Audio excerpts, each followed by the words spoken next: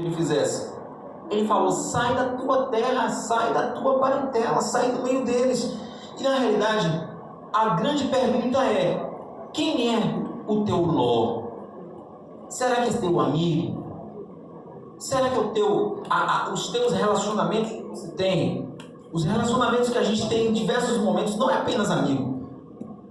São relacionamentos de trabalho, são relacionamentos que nós temos, que a gente insiste, mesmo sentindo do Senhor, que existe a necessidade de sair daquilo. E sabe, não é apenas pessoas, existem também sentimentos que a gente precisa ter, sentimentos que estão dentro do nosso coração e que a gente não abre mão. Então, o que é que tem sido o seu Ló? O que é que tem passado na tua cabeça que você tem sentido o Espírito Santo te incomodar e ainda assim você continua? Você sente a necessidade de sair, a necessidade de abrir mão e ainda assim você permanece com o seu Ló. Existem práticas que são contrárias à sua religião, práticas que estão te levando para um outro nível e ainda assim você continua insistindo com o seu Ló. As coisas só vão dar certo, só vão dar certo na sua vida. Deus só vai te usar na primazia daquilo que Ele escolheu para você no momento em que você abrir mão do seu Ló. Diz o seguinte, em João 4, versículo 24, diz assim, não dá para ser, é importante que os adoradores adorem ao Pai em espírito e em verdade. A verdade é que não dá para ser cristão com as mesmas práticas lá do mundo. Enquanto o mundo está tentando vender para a gente o egocentrismo, sabe? A necessidade do orgulho pessoal, é que na realidade hoje existe uma idolatria, né? Um termo que é muito usado, diz assim, seja a melhor versão de você mesmo. Na realidade coloca você no centro das atenções.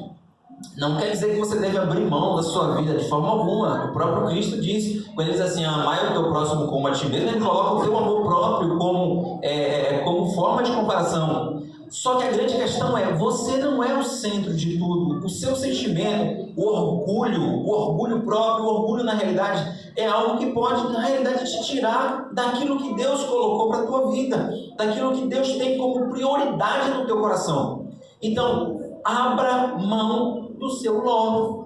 Em Mateus 6, versículo 24, diz assim, ninguém pode servir a dois senhores, pois odiará a um e amará o outro, ou se dedicará a um e desprezará o outro. Então, eu digo para vocês hoje, para mim, para nós, existe uma necessidade de abrir mão daquilo que tem te prendido no mundo. Abra mão, faça um teste, ore ao Senhor, mas ore de coração. A gente falou sobre a oração da última vez que vim aqui. Fala para o Senhor, Senhor, o que é que está me impedindo de ser um cristão verdadeiro? O que é que está me afastando de Ti? E Ele vai te mostrar. Então, a primeira lição que a gente pode tirar da história de Ló é: abra mão daquilo que impede a tua promessa. Amém? Amém? A segunda questão, a gente vai continuar nessa mesma pegada aqui. Diz assim, quando Abraão chega para Ló e diz assim, escolhe para que lado tu quer ir. A gente vê aqui que Abraão estava irado. Ele simplesmente queria se afastar do cidadão. E aí, aqui eu vou para a segunda lição que a gente pode tirar dessa história. Pare de escolher pela beleza. Porque foi exatamente isso que Ló fez. E quando a gente vai parar para ler um pouco mais à frente, no próprio livro de Gênesis, no capítulo 13, no versículo 13, o próprio livro diz assim, o povo daquela região, porém, era extremamente perverso e vivia pecando contra o Senhor. Então, assim, ele já tinha uma noção de para onde ele estava indo. Porém, o que foi que ele olhou? Ele olhou as planícies férteis de Sodoma e Gomorra, uma cidade que estava se evoluindo. Ele na verdade não levou em consideração que ir para Sodoma e Gomorra poderia significar o afastamento daquilo que era a vontade do Senhor para a sua vida. Então, pare de escolher pela beleza. Sabe quando você escolhe uma profissão que não tem nada a ver com você, apenas porque você acha legal? Ou que você quer algo para a sua vida porque você vê todo mundo tendo, mesmo sabendo que para você aquilo não serve? Essa é uma grande questão. Às vezes a gente insiste em ser algo que não está dentro do coração do Senhor. E a gente quer escolher aquilo porque a gente acha bonito. Na realidade, há caminhos que ao homem parece direito, mas o fim deles são caminhos de morte. Isso é o próprio Salomão que fala em Provérbios. E em Deuteronômio diz assim, ó, guardai-vos que o vosso coração não os engane. A gente precisa escolher não pela beleza, mas existe uma necessidade do culto racional. Nós precisamos entender o que de fato nós precisamos. A gente não pode se deixar levar pela beleza do momento. É preciso entender o que aquele momento pode trazer para a tua vida. Aleluia! Aleluia! Então assim, ó, aqui, ó. No 2 Pedro, capítulo 2, versículo 7 e 8, diz assim, ó, e livrou o justo Ló, enfadado da vida dissoluta dos homens abomináveis, porque este justo habitava entre eles e afligia todos os dias a sua alma justa, porque ouvia o que aquelas pessoas injustas falavam. Então, olha só, lá em 2 Pedro diz que Ló era justo.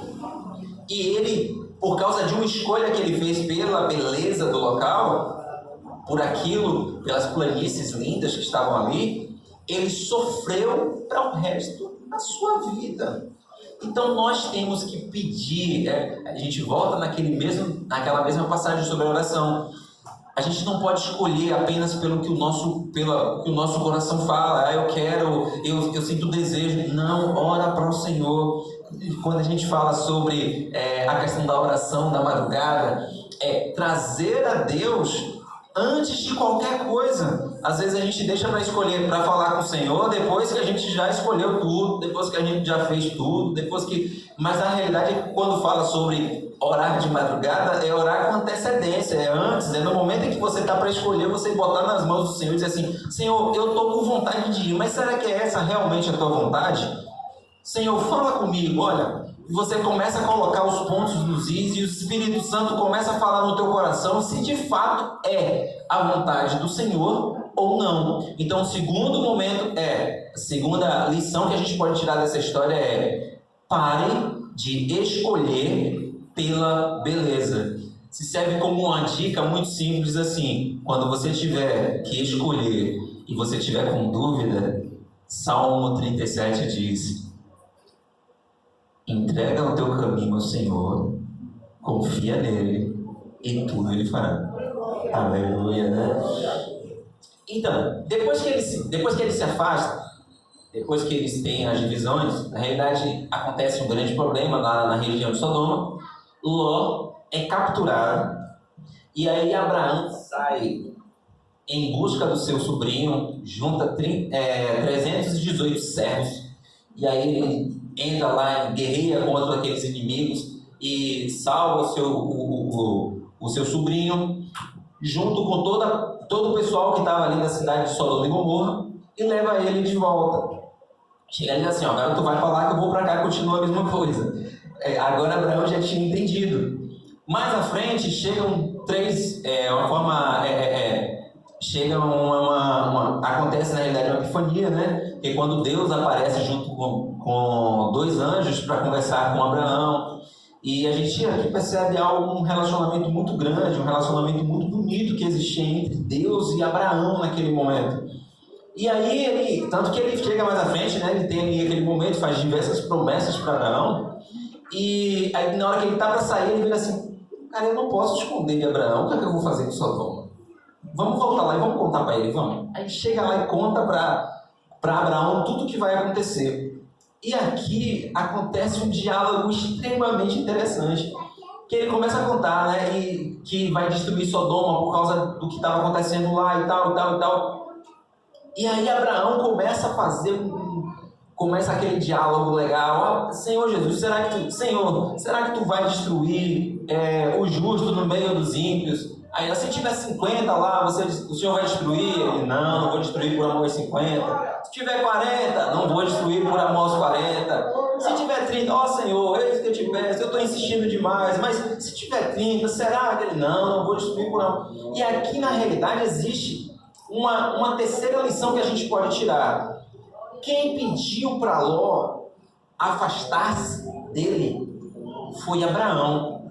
Só que Abraão foi a buscar seu sobrinho quando ele foi capturado por inimigos.